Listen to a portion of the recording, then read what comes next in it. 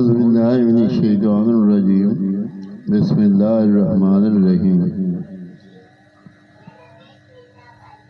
کرامات صحابہ حضرت عثمان غنی رضی اللہ تعالی عنہ ہاتھ میں کینسر، حضرت عبداللہ بن عمرو رضی اللہ تعالی عنہ راوی ہیں کہ امیر المومنین حضرت عثمان غنی رضی اللہ تعالی عنہ مسجد نبوی میں تشریف کے مسجد نبوی شریف کے منبر اقدس پر خطبہ پڑھ رہے تھے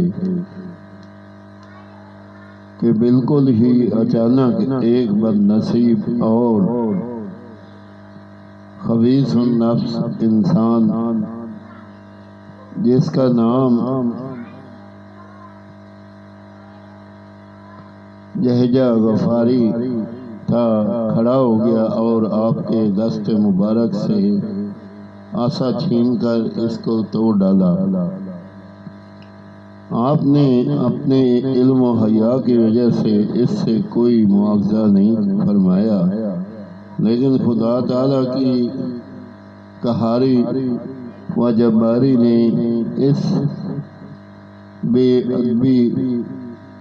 اور گستاخی پر اس مردود کو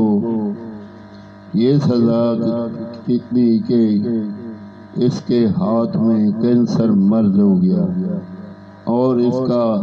ہاتھ گل سڑ کر گر پڑا اور وہ یہ سزا پا کر 1 سال کے اندر ہی مر گیا۔ آمین ثم آمین۔ یا اللہ پاک جو پڑھ رہے ہیں اپنی بارگاہ میں قبول اور منظور کر اور مجھے اور سب کو عمل کرنے کی توفیق دے۔ آمین ثم آمین۔